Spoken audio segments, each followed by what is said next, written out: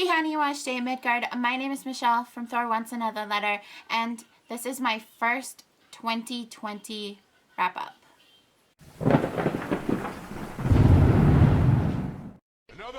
So in the month of 2019, I just found that it was very stressful to try to find time to wrap things up, and in between November and December, I read 40 books, and I decided that if I was going to read graphic novels, children's books, different things that involved faster time speeds, and that I needed to do something different.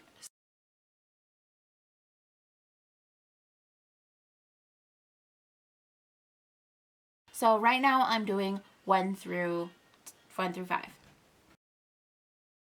So the first book that I read was The OK Witch by Emma Steinkellner. The OK Witch is about a girl named Moth who finds solace in her mom's shop. She's bullied for just being who she is, and for no other reason at all, because kids are like awful sometimes. And there's a pageant that's being held at school that involve the story of the witches from that town, and there was a boy that was stolen or killed by the witches, and she starts talking to her mom about it, and she learns that her mom used to say that they were like descendants of the witches, when in actuality she is a witch from that time. And through her mother's diary and through accounts from her own mom, she kind of learns the truth. And I thought it was really great. I really loved the story and how everything kind of tied up at the end. And I never read anything by Emma Steinkellner, but I definitely want to in the future. And I give this a 5 out of 5 stars. Whitebird by R.J. Palacio. I had never read anything by R.J. Palacio before. I've seen Wonder. I never really paid much of attention to Julian, but this story is not about Julian. This is about Grandmere, who is Julian's grandma. Her name is Sarah, and in Nazi-occupied France, this is her story. Her parents were taken, and she had to hide in a barn that a neighbor let her hide in, and she had to hide for like a year and a half. And just the story of Sarah and her overcoming everything, and the events that happened shortly after, I bawled my eyes out. This story was so powerful, and I know that there are even more powerful stories that have come to light ever since the end of World War II and the end of the Nazi concentration camps, and how much it has impacted Jewish culture and Jewish people in general. This was so eye-opening for me, and I definitely want to read more about these events. I gave this a 5 out of 5 stars. I loved the writing. I loved the way that things were drawn, and I was in tears. I was bawling my freaking eyes out. I loved this book so much. I hope to like own a copy of it. Yeah, 5 out of 5 stars. It was really good. I recommend that you read it. Hidden is also a graphic novel that I put in a request for at the library, and to read those two back to back, Whitebird had more of an impact as in the eyes of Sarah. Like, Sarah was a lot more privileged versus Donia, who was more kind of along the lines. This was a different art style, different writing, and this also showed a different story. This is the tale of Donia, who she is a grandmother now, and she's knitting, and one night her granddaughter comes out and is crying, and she had a bad nightmare, and she had a dream about monsters or something. And so her granddaughter brings up about the Holocaust and the things that had happened to her family, and so she decides to tell her the story. During the Nazi occupation of France, Donia is going to the women's school, girls' school, and the boys go to the boys' school, and slowly these other kids start disappearing. One night, her family wakes her up, stuffs her in a closet, and she finds out that her mother and father have been taken to camps, and now the police are looking for her, and so she is hidden away by another family.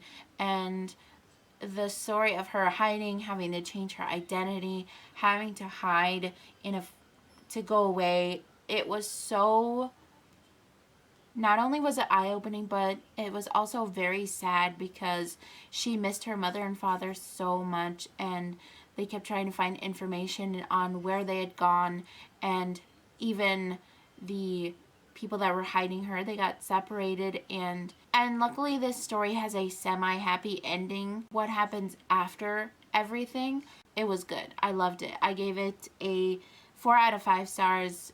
The only reason why is because there was a couple things that I wish had been more, that had been more depth, but it is middle grade, so can't really fault it. So Anne of Green Gables, a graphic novel. This is an adaptation of everything, and it was all kind of stuffed into one book. And I really loved the art style. As you know, the story of Anne, she's from the orphanage. She goes to the Cuthberts, and she has her little adventures here and there. And I really enjoyed it. It really makes me want to read the books for myself.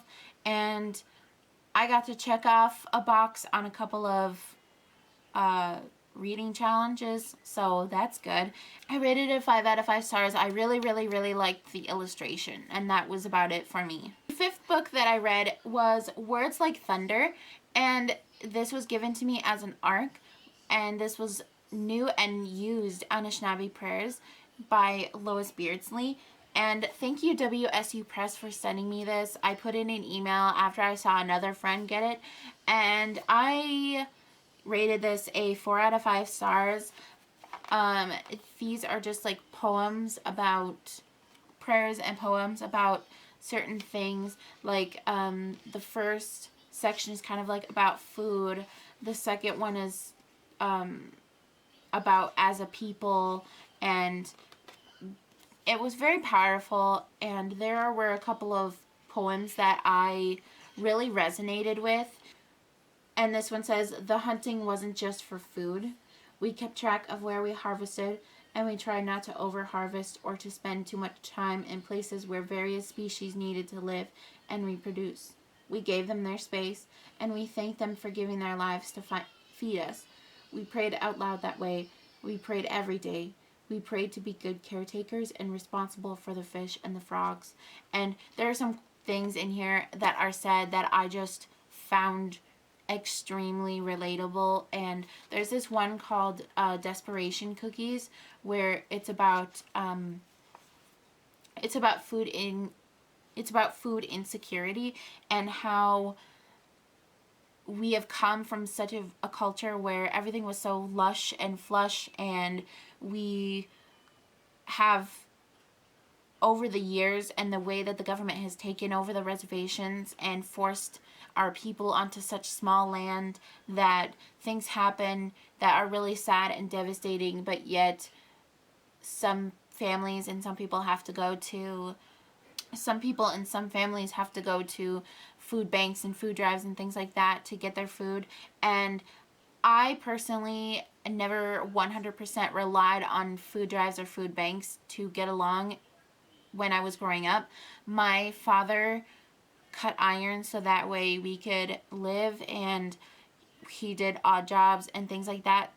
So I am forever grateful to him. But we were still poor.